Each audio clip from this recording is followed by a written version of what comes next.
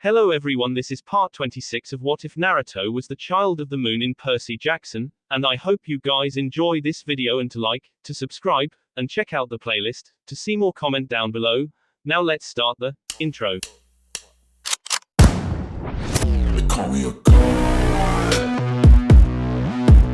They call me a god. They call me a god. A blonde boy stirred. Well, he tried. The moment he attempted to move a muscle, he was met with intense pain. He growled as the wave of aches hit his body. He, then, remembered the last thing he did before falling into consciousness. He managed to save her sister from her fate. That was good. But did that mean he traded places with her? Damn. That sucked. Well, shit, Naruto cursed out loud. He was broken out of his thoughts when he heard a childlike giggle in the background. He sat up despite the discomfort and looked around. Beside him, his eyes met with a pair of green and black eyes. Her hair was the same color as the dirt on the ground and her dress matched the color of her eyes. Naruto slapped a hand over his mouth. Despite how angry he was, he still remembered not to curse in front of a child like that. Sorry about that. He scratched the back of his head and apologized. The girl giggled again. You're funny. I like you. Naruto let out a nervous laugh. He didn't know what to make of this little girl. He didn't know if he should trust her or not. Especially in an unknown place like this. Wait, that's right. For the first time since he woke up, he realized that he didn't know where he was. Heck, was this even still the Earth he had come to know? He had been to the underworld already, and this doesn't look anything like it. Hey, little girl, Naruto said, studying his surroundings. Where are we? That's not important. The little girl got up and skipped away. Oi oi oi, where are you going? Naruto protested. At least tell me what I am doing here. Oh, nothing. The girl sent him an innocent smile. I just wanted to meet you before I sent you back. What? Send me back? Naruto asked, getting more confused by the second. The girl giggled and started to walk away again. It's still not your time. I still want to play with you. What? The girl was starting to irk him. She wasn't making sense at all. What are? He was about to ask more, when his body began glowing a golden light. He was definitely surprised. He stared at himself stunned at what was happening. And then, his body turned corporeal. It was see-through. That meant he really did die. So, was he really getting sent back to his body? That's what the little girl said. Wait, he was still calling her, little girl. He didn't even know her name yet. He looked back up to the girl to ask her name, but now, the girl was gone. There was nothing in front of him except a pile of dirt that got blown away by the wind. Naruto was completely dumbfounded by what he found. He didn't even sense the girl disappear, and he had refined ninja senses. Yet, he didn't even get to ponder on that, because it was his turn to disappear. Somewhere in the skies, Naruto woke up for the second time. He almost panicked because he found himself on a familiar Pegasus's back flying 1,000 feet in the sky. To their right, there was a white horse he had come to know as Percy, who was carrying a slumbering Talia. That was weird, the height didn't even bother her. Was she that tired? Anyway, to their left was another white horse that looked like a unicorn with that weird horn on her head. It was the horse that took a liking to him in Pegasus riding lessons. What was her name again? Right. I think Selena said her name was Sierra. This particular Pegasus was carrying her older sister figure. That brought a smile to his lips. He had succeeded in saving them. And lastly, in front of them was a pure black Pegasus that they had liberated from Luke's ship last summer. It was Blackjack and he was carrying his adopted brother, Percy. As for him, he was riding another white Pegasus who he recognized as Guido, but he didn't feel like he was alone on the winged horse. He felt the soft hands holding his hand and the familiar voice of a girl that was repeating words almost like a chant. Please be okay, she repeated constantly. Before he could say anything, he was met by the bright lights of New York flashing before him. He could never get over it. It was so overwhelming, but he had to say, he still preferred the quiet woods of Camp Half-Blood. It wasn't Konoha, but he will take what he can get. There it is. Talia's voice came from beside him. She had woken up sometime in between his thoughts. It started. Naruto was amazed by the lights of New York, but it was nothing to mount. Olympus. From where they were, they could see that it was its own island of light floating above the Empire State Building.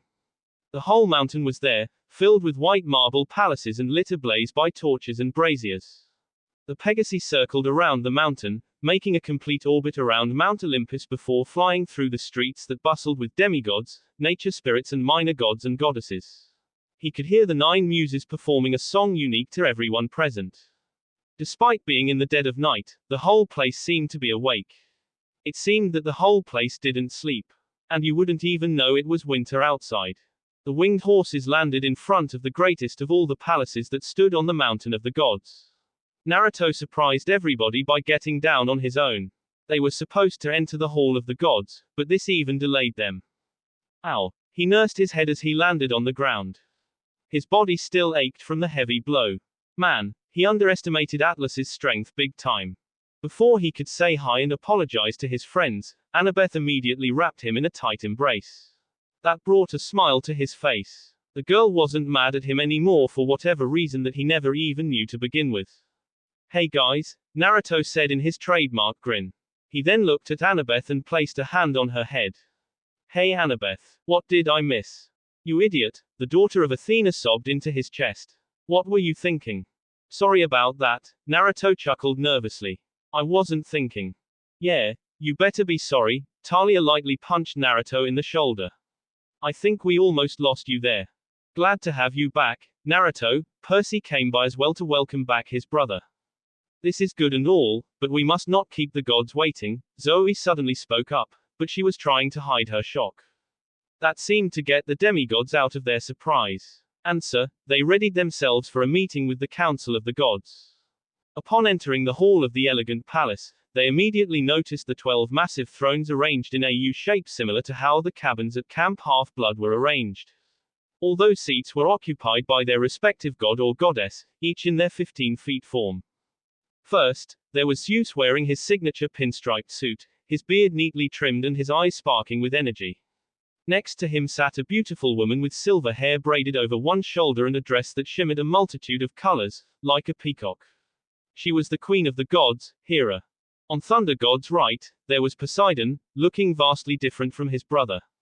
He was wearing a casual get-up consisting of a Hawaiian shirt paired with beach shorts and sandals. Next to him was a completely different-looking man from what you would expect. He still had the steel brace on his feet, but the upper part of his body was different. He was still bulky, a trait he got from working the forges for millennia, but his head was completely wrapped in bandages with only one red eye showing through the wraps. By position alone, you could deduce that it was the Lord of the Forges, Hephaestus. There was also Hermes, who was wearing a business suit. He was constantly checking a mobile phone with a caduceus symbol on the back. Apollo was lounging on his throne wearing those headphones that didn't have a wire on them, and in his hands was an iPod which was probably playing music. Dionysus looked the way he always did at camp, complete with the wine magazine and an extremely bored look on his face. And lastly, there was Ares, who was sitting on a chrome and leather throne. He was glowering at the demigods, perhaps at Percy in particular. On the ladies' side of the throne room, on Hera's left, there was Demeter, the goddess of the harvest. She was a dark-haired goddess in green robes, and she sat on a throne made of woven apple tree branches. Next to her was an elegant and beautiful goddess with grey eyes and a white dress. The eyes alone would tell you that it was Annabeth's mother, Athena. And finally, there was Aphrodite, who looked the same way as when she met Naruto and Percy. She looked knowingly at Percy and Naruto, but for the latter, I couldn't be so sure. She seemed kind of disappointed. Well anyway, those were the gods present. As soon as the massive doors swung open in order for the demigods to enter, these super powerful beings trained their eyes towards them. That unnerved them, to say the least. I mean, who wouldn't? A room full of gods goes silent and all attention turns on you as soon as you walk in. You'd sooner want to fight a monster. Welcome heroes, Artemis greeted. Moo, came the familiar sound of a certain sea cow as soon as the goddess said that. That was when they also noticed that Grover and Bianca were kneeling in front of Zeus's throne as if giving a report. Along with them, there was Bessie, the Ophiotaurus, surrounded in a sphere of water hovering in the center of the room, next to the hearth. He was swimming happily around, swishing his serpent tails, and poking his head out the sides of the spear. Grover rose happily when he heard the doors open and picked up the scent of his friends. He hurriedly ran to them. You guys made it, he cried as ran to his friends.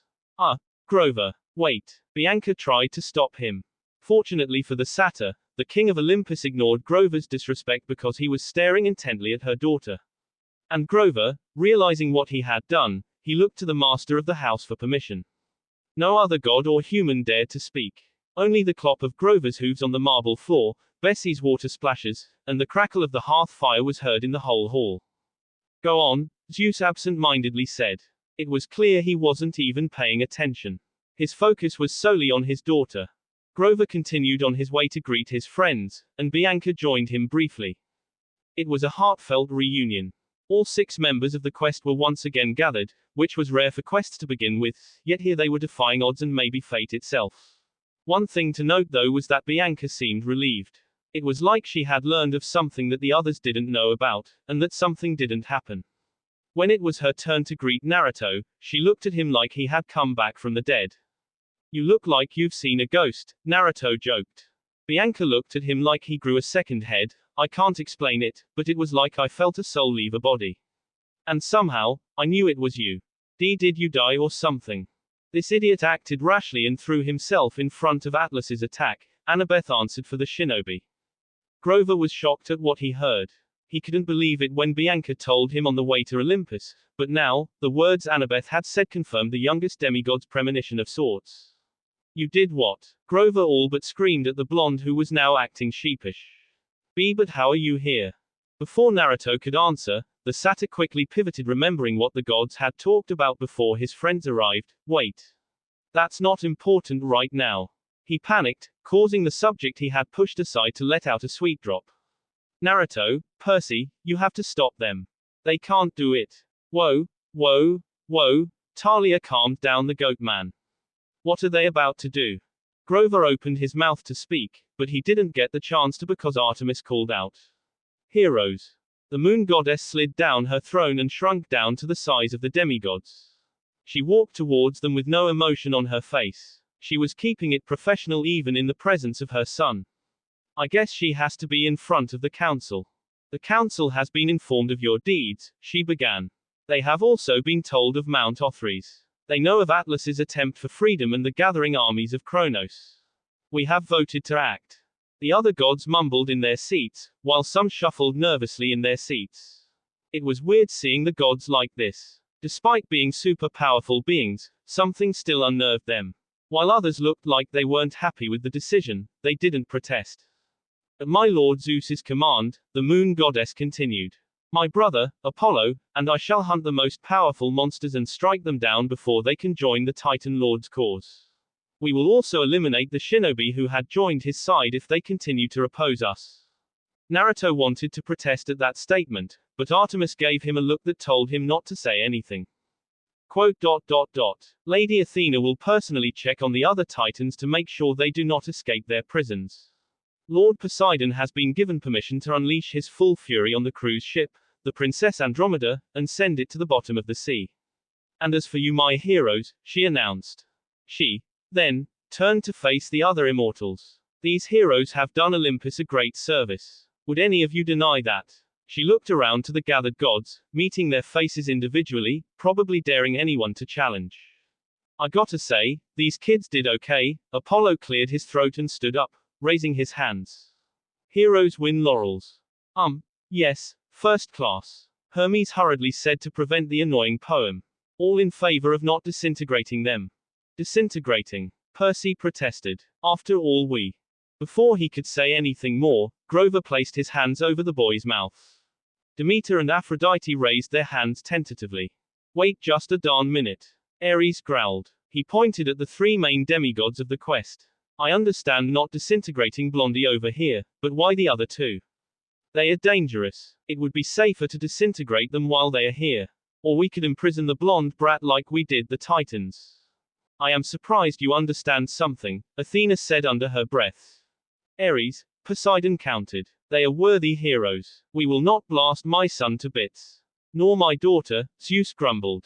She had done well. That comment caused Talia to blush. Artemis glared at Ares for his suggestion. Athena cleared her throat and sat forward. While I am proud of my daughter, the 3 pose a security risk.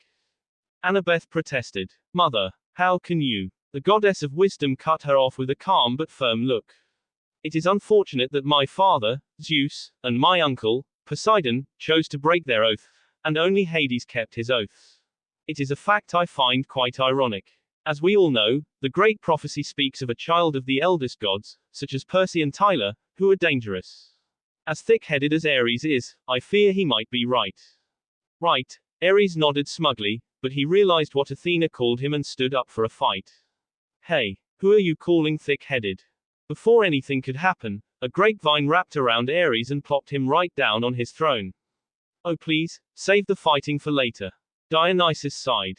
Ares cursed and ripped the vines off his chest. You are one to talk, you old drunk. You wish to protect these brats. Mr. D regarded them wearily. These were his campers, not that he cared for them or anything. I have no love for them, he said.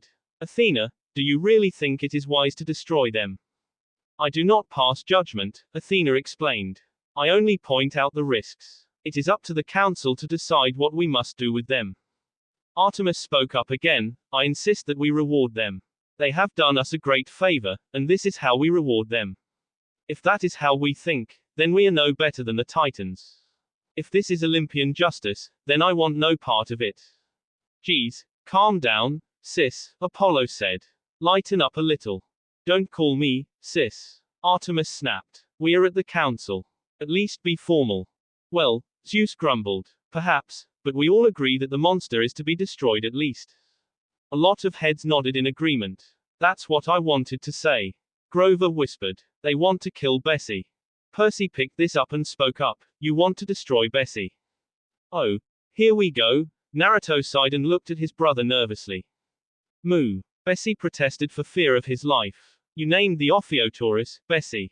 Poseidon frowned. Dad, Percy said. He's just a sea creature, a really nice sea creature. You can't destroy him. The sea god shifted uncomfortably. Percy, the monster's power is considerable. If the Titans were to steal it or... You can't. Percy insisted. He then turned to Zeus and looked him in the eyes. Naruto noticed this and tried to warn the boy. Oi, Percy, don't. Percy didn't listen. He continued, controlling prophecies never works. Isn't that true? Besides, I mean the Ophiotaurus is innocent. Killing something like that is just as wrong as Kronos eating his kids. His friends were impressed. Percy was presenting quite a point. It was still to be seen if it would affect the stubborn king of the gods, but still, it was uncommon for the boy. And what of the risk? Zeus said, considering the boy's argument. Kronos knows full well that if any of you were to sacrifice the beast's entrails, you would have the power to destroy us. We cannot let that possibility remain. You have to trust them. Annabeth argued. Trust a hero. Zeus scowled. Well, I don't know what all those quests you gods make us do if you don't trust us at all, Naruto said honestly. Why, you, Zeus began, only to be cut off by Artemis. My son and the girl make a fair point. The moon goddess came for the save.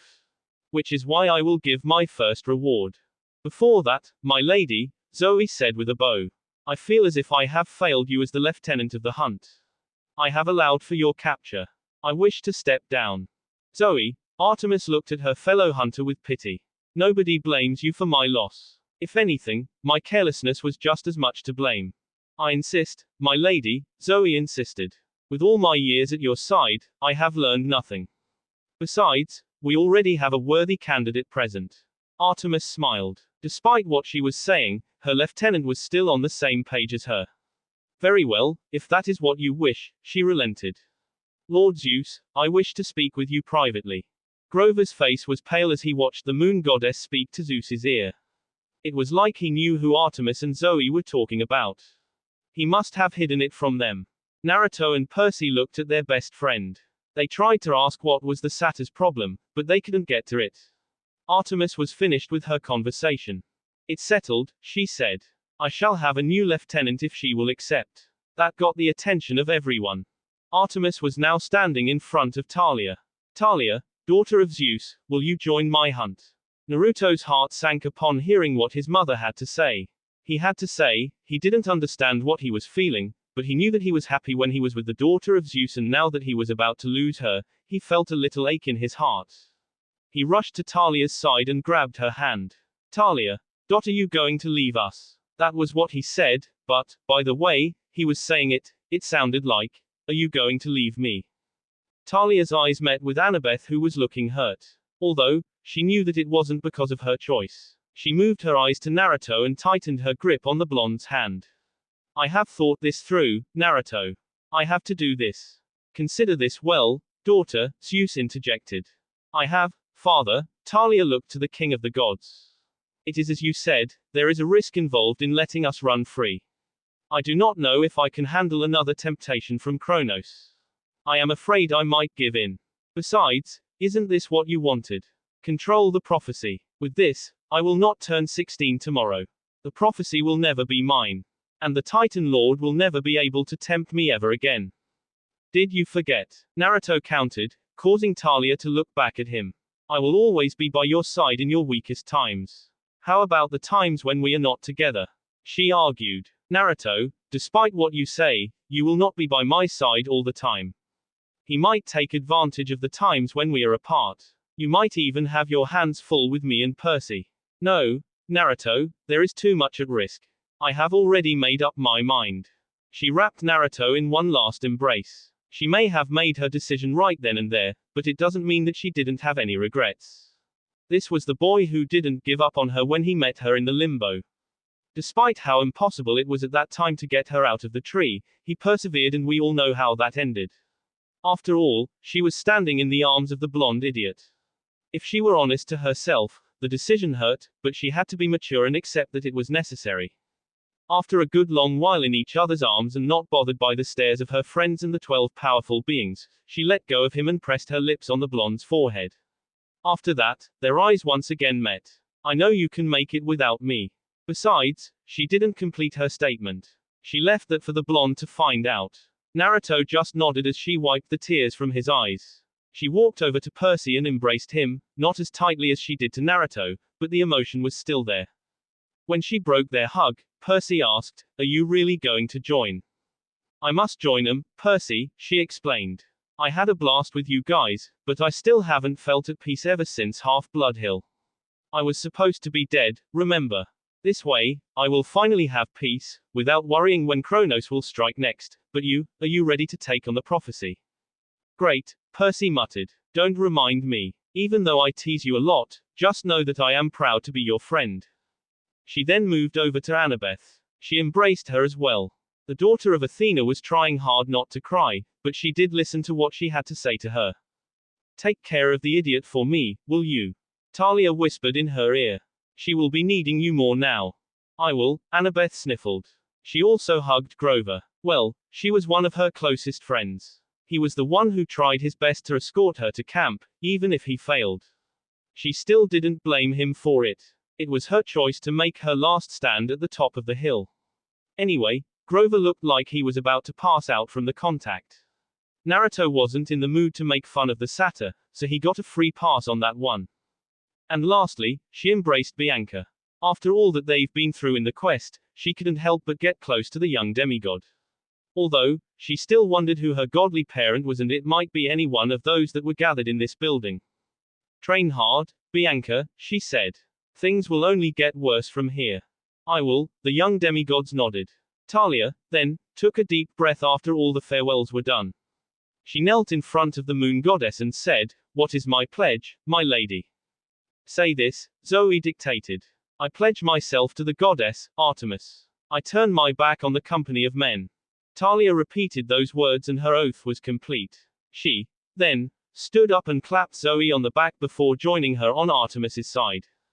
"That is good and all," Mr. D broke the moment. "But there is still the risk of this boy and the Ophiuchorus. Even if we spare the boy." Percy almost forgot about that. That moment made him forget that the gods were discussing whether or not they were to kill him.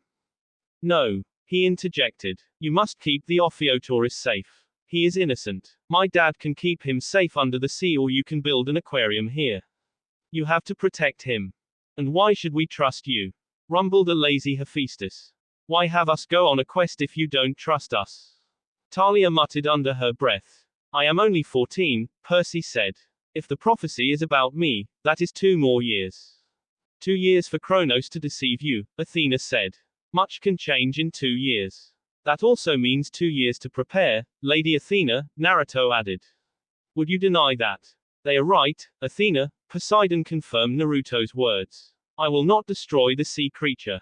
I can help it. I can protect it under the sea. He even summoned his signature weapon to prove his point. You will not take the animal under the sea. Zeus refused, even summoning his weapon to match the sea god. I won't allow you to have a bargaining chip in your possession. Poseidon sighed. Fine, to appease you, brother, Hephaestus and I shall build an aquarium to house the creature. We shall make sure the creature is safe here with all our powers. As for the boy, he will not betray us. I vouch for him in my honor. All in favor? Zeus asked once his concerns were addressed. To the demigod's surprise, a lot of hands went up. Not all hands came up, though, but it was still most of the gods present. Naturally, Dionysus abstained, he still didn't have a love for heroes, and Ares and Athena did the same as well. Ares declined cause he was still miffed about getting beat up at Santa Monica Beach, and Athena did so cause she wanted to protect Olympus in any way possible. We have a majority, Zeus decreed. And since we will not be destroying them, I imagine a reward is in order. Let us celebrate their triumph tonight. Do you know the usual gossip around school about a guy named Brad who threw a sick party on the weekend when his parents weren't home? Or if you aren't like this author, a hikikomori, or shut-in like me, then maybe you have been to a party that you would have described as rad. Take that thought into the mind and shove it in the trash can, because an Olympian party vastly overshadows that. That's where our heroes were attending right now. And that said party was dedicated to them as a reward for a job well done. First off, the music that the demigods could hear around them was coming from the 9 muses themselves. The best part was that there was no fighting for which song you wanted to play. The music you hear could be anything you want. The refreshments from the party were provided by Lord Dionysus from grapevines that sprouted from the ground. Of course, they, along with Mr. D, weren't allowed to have wine. Despite that, the campers actually saw their camp director with a happy expression on his face for once. He walked around growing the refreshment tables while he was arm in arm with his wife Ariadne. They didn't think they were going to see him smile, ever. Aside from that, the tables were filled with nectar and ambrosia spraying from golden fountains for the godly guests, platters of mortal food snacks for the demigods and hunters present, and tin cans for the goat population. Each of the party-goers carried golden goblets to house their drinks. These were similar to the ones the campers used at camp. They filled with whatever drink you wanted. Grover took full advantage of this as he carried his own goblet filled with a double shot of espresso latte while he kept muttering the words, pan, pan. It seems he still believed that the coffee was responsible for the voice in his head. It was a fun event, but there seems to be one demigod who doesn't seem to be enjoying the festivities. A blonde-haired boy sat at the stand of a particular ramen shop. It was his favorite one, the very same one from his homeworld. Yet, he was picking at his food. He had gone and ordered ramen with his favorite broth and all the toppings he could, except the menma toppings. He didn't like that one. Somewhere in the crowd, Artemis mingled with the guests, but she couldn't get her mind off of her son, and it showed. She felt partly responsible for this, but what could she do? It was Talia's decision to join. She didn't even need to convince her. The promotion to lieutenant was a bonus. Annabeth noticed this and talked to the goddess. What's wrong, Lady Artemis? Is the party not up to your liking? Ah, Annabeth, Artemis tried for a smile. It's not that. I worry for Naruto. He didn't take Talia's decision all too well. Aphrodite squealed beside them after hearing the conversation. He's so cute. Just the kind of love story I want. Artemis pointed at the love goddess accusingly and scolded. Did you have something to do with this? I don't know what you're talking about, Aphrodite feigned ignorance. Why you? Artemis growled at her, but the love goddess managed to slip away cackling and disappeared into the crowd. The moon goddess just sighed. She turned to Annabeth and said, I don't know what to tell my son when it comes to this kind of stuff. I swore of any kind of romance because of my father's habits, and now I don't know what to do. I could talk to him for you, Annabeth offered. You do that. Artemis's expression softened. Gladly, Mom, she said. I am worried for him too. And so she did. She spent quite a bit of time looking through the crowd, but she just couldn't find him. Darn those ninjas and their hiding skills. Where was she supposed to find him? She thought for a while, thinking where the blonde ninja could be, and then it hit her. She remembered watching Naruto as he ate alone at table 8 from her own table, table 6. There was only one thing on his table along with the goblet of overflowing drinks. With that thought in mind, she set off to her destination. Annabeth stood a few feet from the counter waiting for the perfect time to talk to him. She was right to come here. Seeing no sign or anything was coming, she took a deep breath and decided to go through with it. She sat down beside the blonde and ordered a bowl for herself. The shinobi didn't seem to notice her. That was good. She didn't want to start up the conversation just yet. Waiting for her fellow blonde to say the first word, he took a sip of her own broth and moaned at the flavor. She could understand why the boy goes gaga over this stuff. It was really delicious. What am I doing? Annabeth thought to herself. I should get it over with. Thinking to go with the aggressive approach, she picked up the Naruto fish cake from Naruto's bowl. That seemed to have worked because it elicited a response from Naruto. Hey, what gives? Naruto complained, but he stopped when he saw it was only Annabeth. Oh, Annabeth, shouldn't you be enjoying yourself at the party? He tried to reach for the fish cake, but the girl held it out of arm's reach. I should ask you the same question. Annabeth threw the question back at him. I was enjoying some ramen, Naruto answered, sitting back down on his stool. Can I have my Naruto back? You look like you didn't want it, since you didn't even touch your food, so I'm eating it, Annabeth said, putting the fish cake into her mouth. Fine, you can have it, Naruto relented. He just returned to picking at his food. So Naruto, she began. Are you okay? I don't know, Naruto mumbled softly, but it was just enough for her to hear. I'm sorry about Talia, Annabeth said. Naruto sighed. Well, there was nothing you could have done. I couldn't have talked her out of it. Well, for what it's worth, I appreciate you coming to my rescue, Annabeth said, smiling down at her own bowl of ramen. I couldn't let them keep one of my closest friends, can I? Naruto grinned. Annabeth tried for a smile despite the weird feeling in her chest. Oh, she giggled. So, will you be okay? Annabeth continued. I don't know, Naruto shook his head. I thought ramen would help me get over it, but it's a lot harder than I thought. What about you? You saw Luke fall, right? She was taken aback by the question. She was just here to cheer the boy up. She didn't expect him to throw the question back at her. I worry about you too, you know, Naruto said. You grew up with them, right?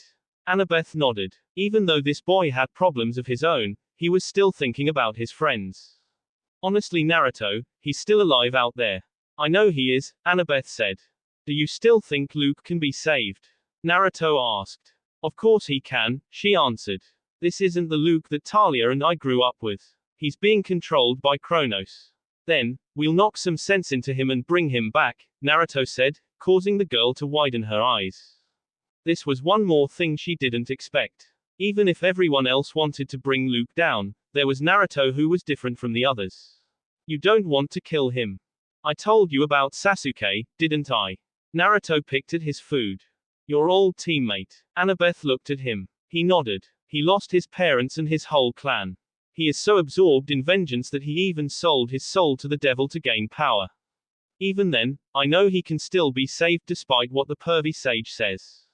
Annabeth smiled. I'm so happy you want to help me, but we can think about that another time. For now. She dropped down her stool and held Naruto by his arm, tugging him off his stool. Come on. Wait, my ramen. Naruto protested, but he still allowed himself to get dragged. Where are you taking me anyway? Just wait and see, Annabeth giggled. Think of this as a princess thanking the gallant knight for saving her. Oh. Whatever you say, Haim, Naruto said.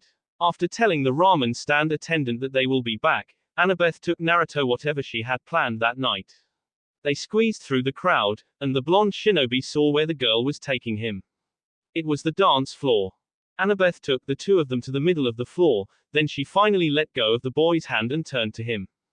So, are you ready? Annabeth asked, her eyes looking away bashfully and her hands twiddling the thumbs. It was then, the music changed in Naruto's mind. It was like his mind synced with the music. Annabeth had changed it too. Naruto scratched his head bashfully. Funny thing, though, I've been absorbed in training that I never practiced for any of this stuff. He let out a nervous laugh. Well, that's to be expected considering where you're from, but it's okay, Annabeth said. I can teach you if you want. Don't complain if your feet are sore after, Naruto joked. Whatever, she rolled her eyes. Give me your hands. She took his hand and placed it on her shoulder. With her other hand, she took it and held it up in a waltz position. She directed their movements, swaying with the music that the two could only hear. Ow, Annabeth complained. You actually stepped on me. Sorry, Naruto said sheepishly. She should have seen this coming. I told you so. Don't worry, Annabeth smiled. We got all night together.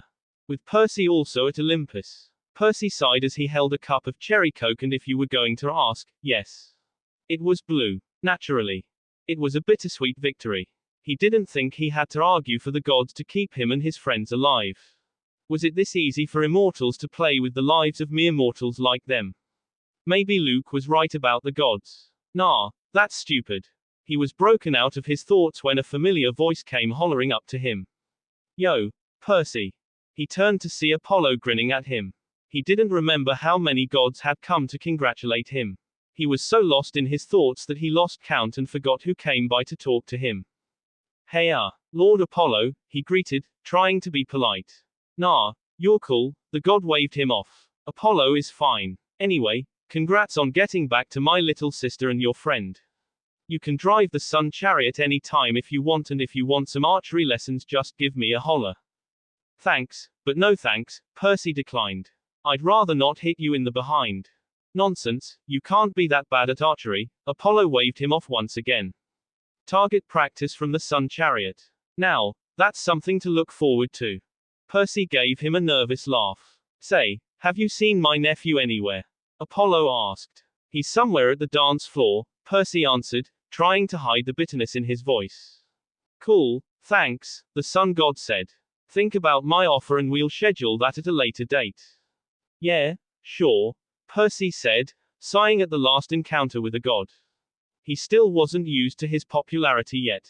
He went back to stare at his strange blue coke, but as you could tell, another god came up to him, but this time it was different. It was his own father. You won't let me down, I hope, his father's voice came from behind him again. Hi Dad, Percy greeted. Hello, Percy. Why are you alone at a party that is about you? Poseidon asked. No reason at all, he lied. What brings you here, Dad? I am just here to congratulate you, personally, the sea god said. You have done well. Never in the millennia had I seen a 6-man unit like yours survive without any casualties. Well, there is a first for everything, Percy answered. And I won't let you down, I promise. Poseidon nodded. His face was unreadable. That is not all, Poseidon continued. Your friend, Luke. He is not my friend. Percy blurted out. Your former friend, Luke, the god corrected. He had the same promises as yours. He was his father's pride and joy. Bear in mind, even the bravest can fall. He's not dead, is he? Percy wondered aloud. I am afraid not, Poseidon agreed. I figured, the demigod sighed. After all that's happened, I would be surprised if he did. Even now, his boat sails the seas of San Francisco with my father's remains. They will retreat in the meantime before he makes another move. I will do my part in bombarding their boat with storms, but he is making alliances with the older sea spirits. They will fight to protect him. What about Atlas? He added. He might pull off another stunt and escape again. Poseidon snorted in derision. If it were that easy, then he would have escaped long ago. You see, my son, the curse can only be forced upon the children of Gaia and Uranos. Anyone else must choose to take the burden of their own free will. None in Kronos' army would willingly take it, even when faced with the punishment of death. Luke probably did, Percy said. That was probably why Annabeth took the sky willingly. Well, he isn't, let's say, an interesting case, Poseidon said. He wanted to continue, but he was distracted by Bessie's moves from across the courtyard. I better take care of that before they do something they would regret.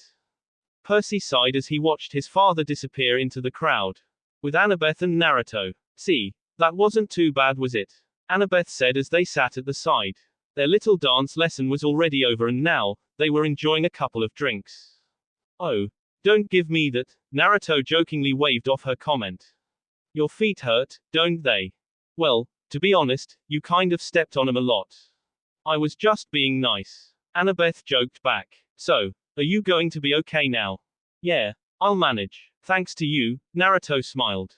Enjoying the night, a teasing voice called out. The two turned to see Apollo looking at them with a smirk on his face. Or, my little nephew's finally growing up.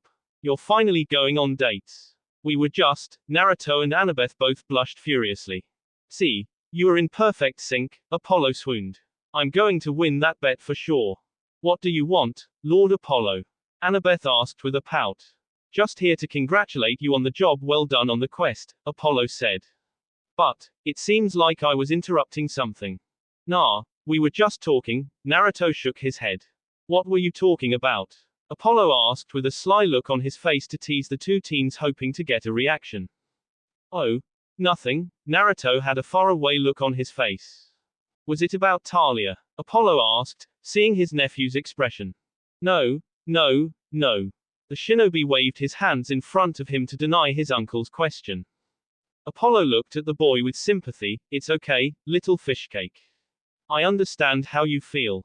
I too have gone through heartbreak and loss that even now I do not want to talk about. Alas, we can't have everything. Naruto just stared at the god. He had an idea about what this playboy was talking about, and he couldn't believe that he had been heartbroken before, because he was just that, a playboy.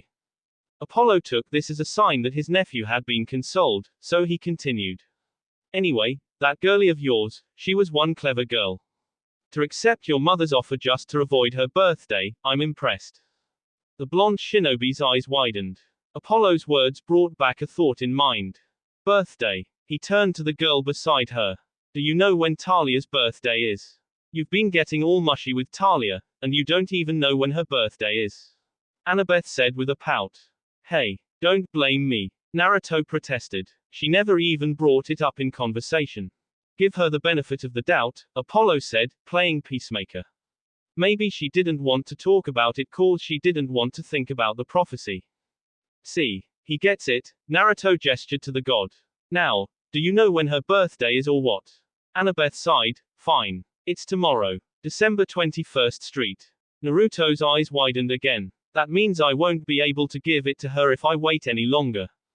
Give what? Annabeth asked. Both she and Apollo gave him confused looks. He didn't answer. He just grabbed Annabeth's hand and pulled her along, causing the girl to weep in surprise and blush furiously. See ya later, Uncle Apple. Naruto waved goodbye before walking away. She's my mom's lieutenant now, so if we find mom, we'll find her. Naruto mumbled as he pulled Annabeth along. Do you know where my mom is? Annabeth just nodded bashfully. Apollo sighed watching the two disappear into the crowd. Ah, young love. By this time, Annabeth was the one pulling Naruto through the crowd, leading him to where she last saw the moon goddess. She didn't know what the boy was up to, but he didn't want to deny him a chance to see Talia and do whatever he was planning.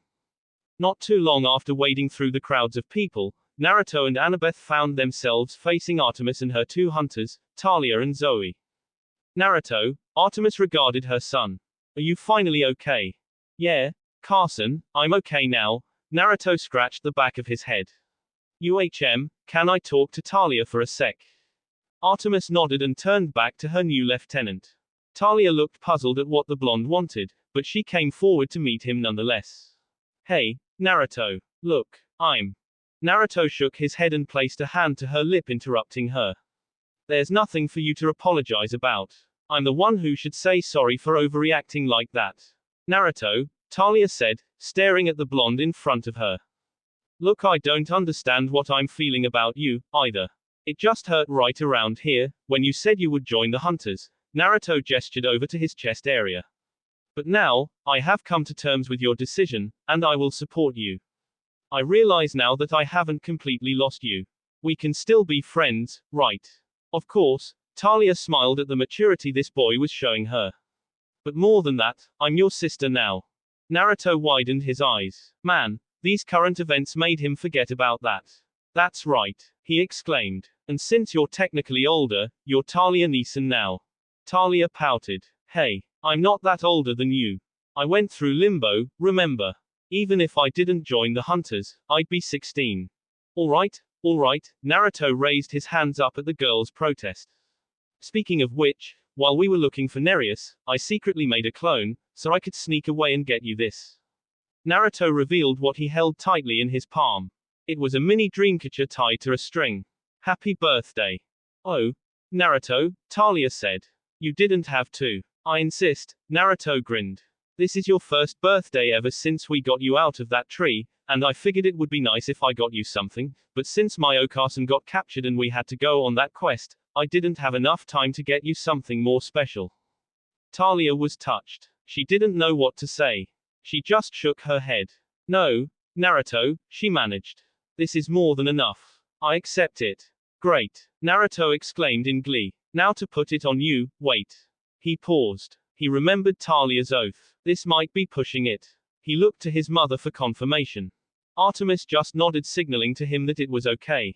Naruto mouthed a thank you to his mom and proceeded to move behind Talia. He laced the string around her neck and tied a knot. After making sure it was secure, he moved back in front of Talia and said, There, now, this thing can hold the dreams we couldn't make a reality and the new dreams we are yet to make.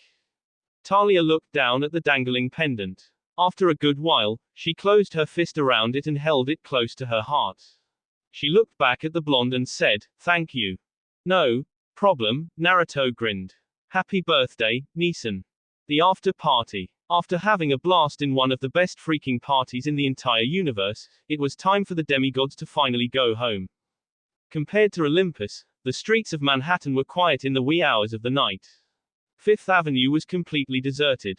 The only person, if you could call him that, there was their many-eyed security chief, Argus.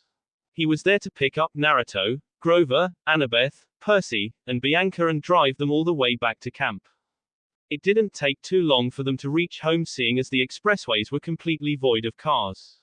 During the ride, Percy had told them that Tyson would be visiting in the summer since he was given some time off by his boss for a job well done. Grover didn't seem too happy about that. Even though the lovable big guy was part of the quest to save him from Polyphemus's island, he was still terrified of him.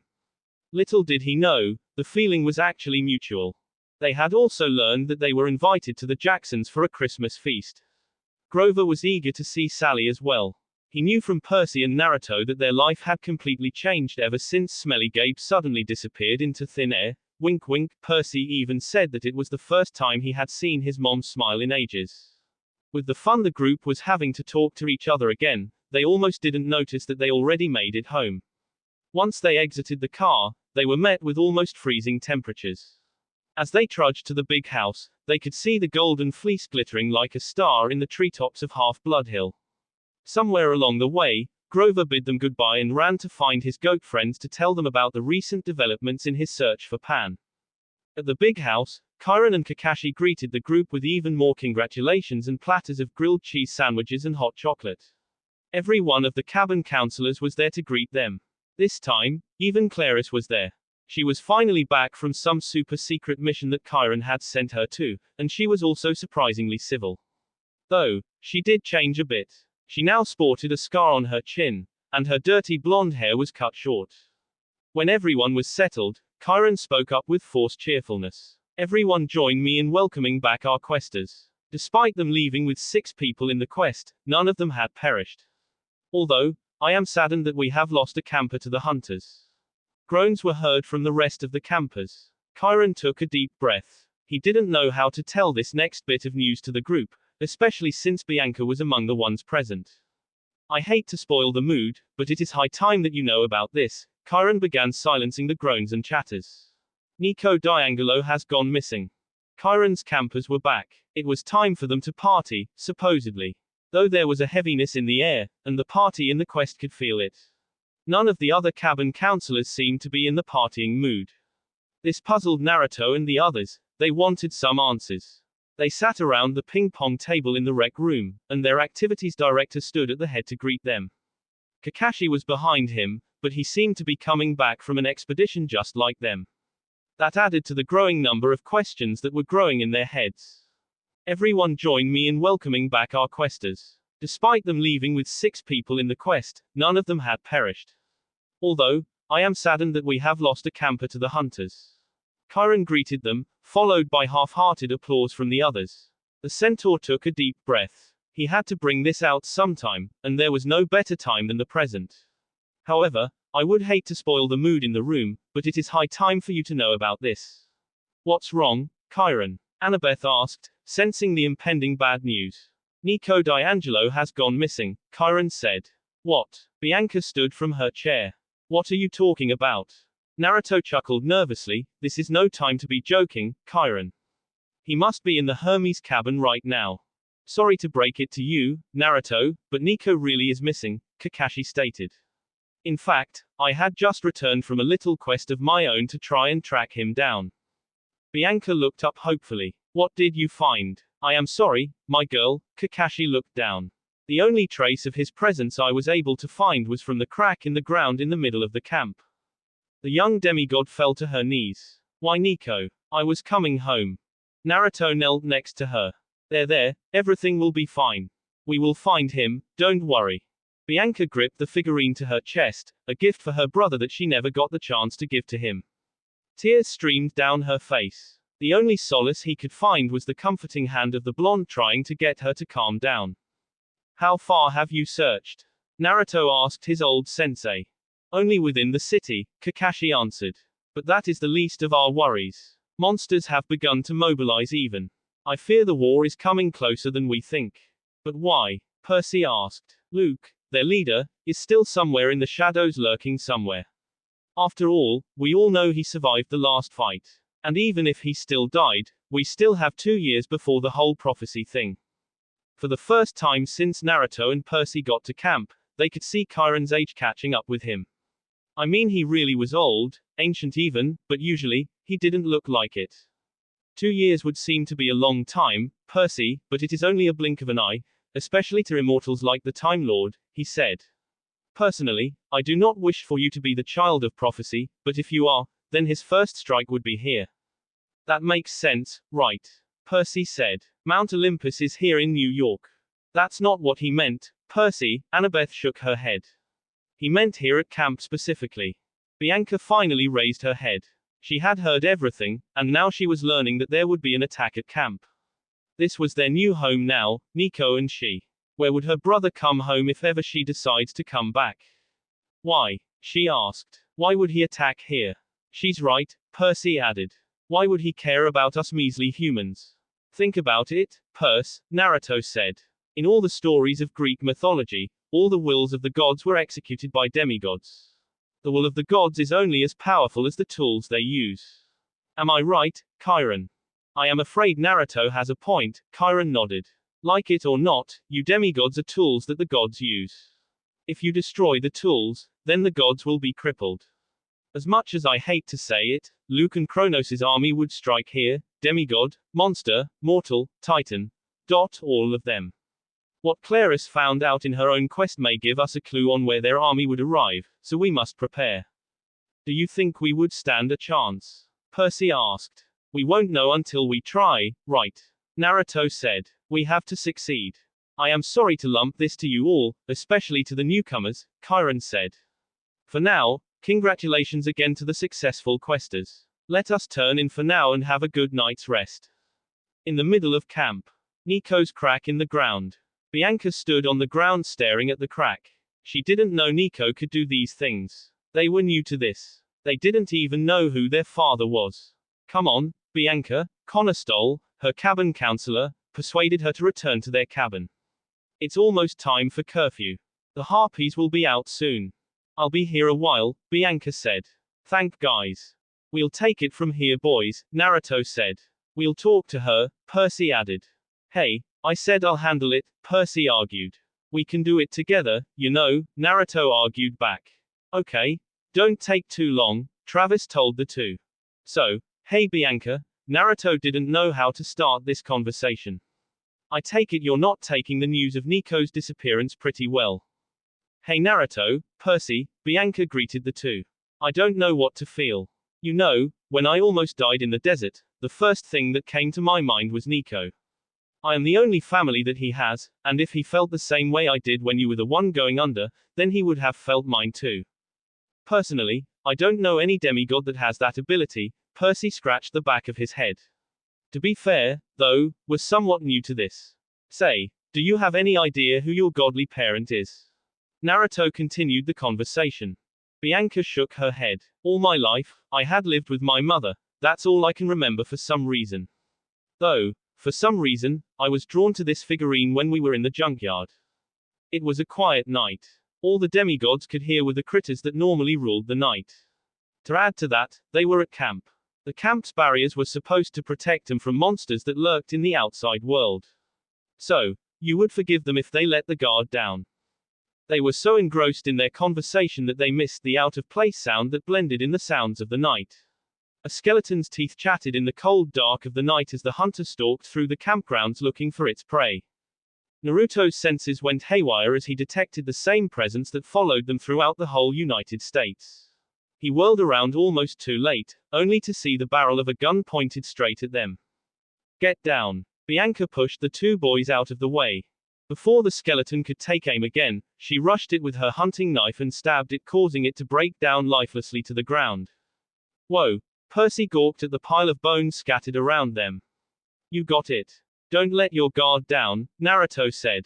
It will reform eventually, get ready. No, it's okay, Bianca corrected. It's down for good this time.